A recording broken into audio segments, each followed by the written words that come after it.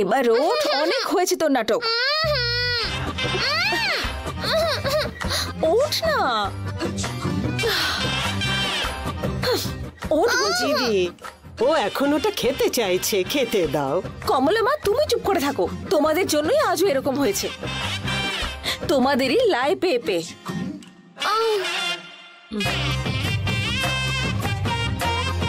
খাবার মানে বাড়ির খাবার খাওয়া উচিত, লুচি, সবজি, পরোটা এইসব। তোমাদের বললে কি তোমরা বানিয়ে দেবে না ওকে? নিশ্চয়ই বানিয়ে দেব। কিন্তু দেখো ওর হাতে সব ছাইপাশ খাবারগুলো রয়েছে, এইসব খেলে কি ওর হেলথ ঠিক থাকবে বলো?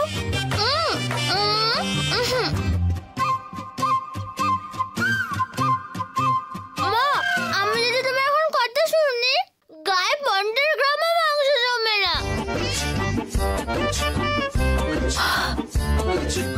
দেখো আমার গালগুলো কি সুন্দর আপেলের মতো। হ্যাঁ, ওটা আপেল না, ওটা কুমড়ো। কুমড়ো, বুঝেছিস?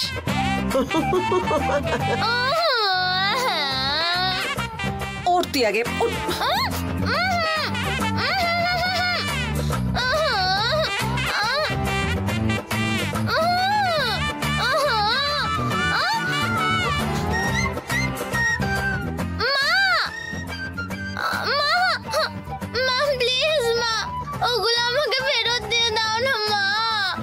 আমি এগুলোর তোকে একটাও দেব না।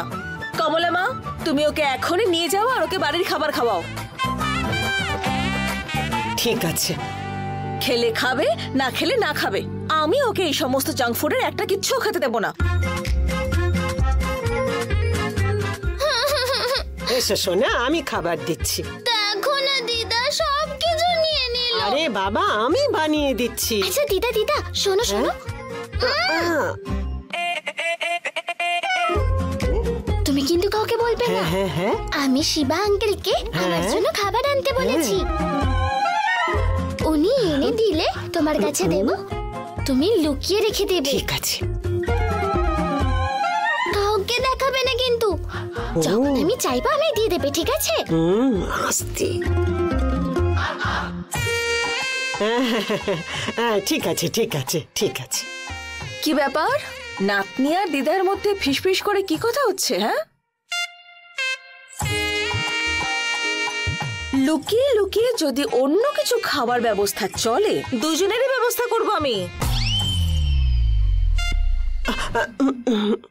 আগে ওকে নিয়ে যাও আর খাবার খাওয়াও এখনই। এসো সোনা, খাবার দিচ্ছি। এক মিনিট, আমি ওখানে যাচ্ছি বলে তুমি কিন্তু সবকিছু খেয়ে নেবে না। পিকটি দেবো কিন্তু আমি তোকে।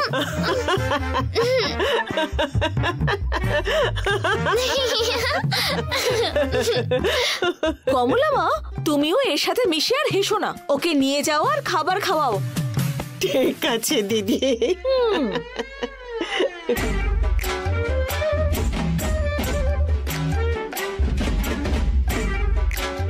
আরে বাপরে বাপরে বাপ, তুমি দেখলে রূপা? দেখতে একটুখানি, কিন্তু ওর বড় বড় কথাগুলো শোনো।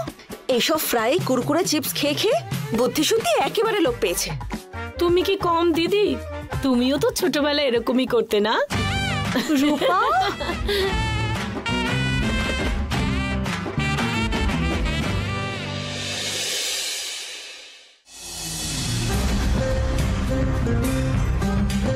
কি ব্যাপার প্রতাপ বাবু, আপনি হঠাৎ এত তাড়াতাড়ি এখানে চলে এলেন?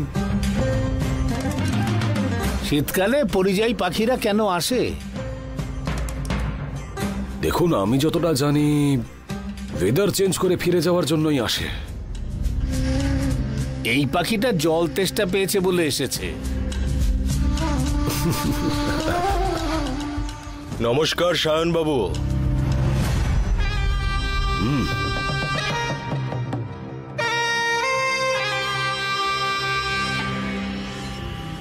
কি ব্যাপার ইন্সপেক্টর, আপনার চরণ হঠাৎ এই বাড়িতে পড়লো আজকে?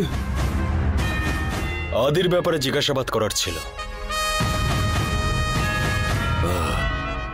ওর ব্যাপারে জিজ্ঞেস করার জন্য আমি ওনার বাড়িতে গিয়েছিলাম। ওখান থেকে জানতে পারলাম ইনি এখানে আছেন, তাই আমি এখানে চলে এলাম।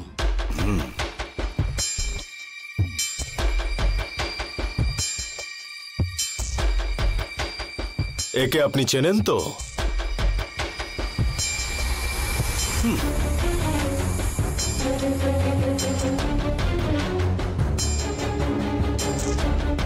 আরে এ তো আমার বোনের ছেলে আদি। এ কিন্তু আপনার বোনের ছেলে না, হ্যাঁ ক্রিমিনালও 420। হ্যাঁ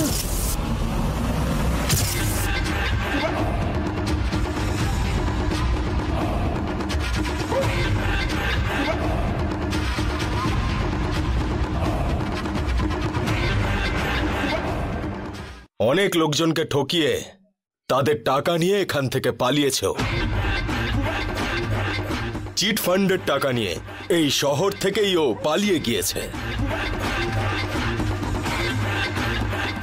পুলিশ যখন ওকে অ্যারেস্ট করতে যায় তখন পাগল হওয়ার নাটক করছে, আর সেটাই বিশ্বাস করে কোর্ট ওকে ইনোসেন্ট বলে পাগলা গারদে পাঠিয়ে দিয়েছে।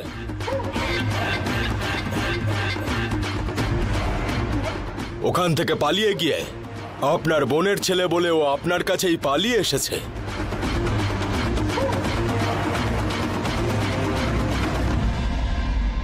তাই ওকে অ্যারেস্ট করতে এলাম আমরা।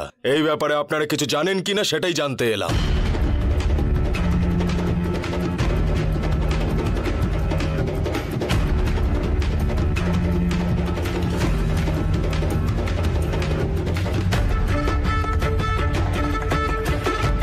কি সায়নদা, শেষমেশ আমাদেরকেও টুপি পরিয়েছে।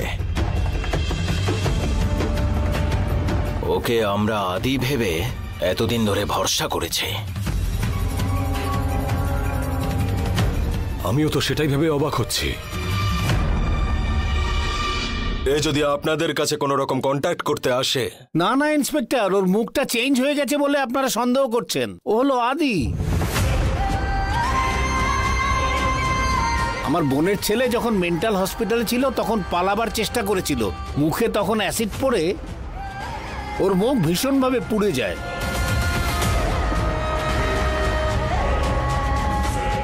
তখন প্লাস্টিক সার্জারি করিয়ে ওর মুখটা চেঞ্জ করিয়ে এসেছে। আপনার বোনের ছেলে ওখান থেকে পালানোর চেষ্টা করেছিল সেটা আমরা জানি। ওর গায়ে অ্যাসিড পড়েছিল সেটাও জানি। ওর যে প্লাস্টিক সার্জারি হয়েছে সেটাও সত্যি কথা। হ্যাঁ, কিন্তু ও ওখান থেকে পালিয়ে গিয়ে অন্য কোথাও লুকিয়েছে। ও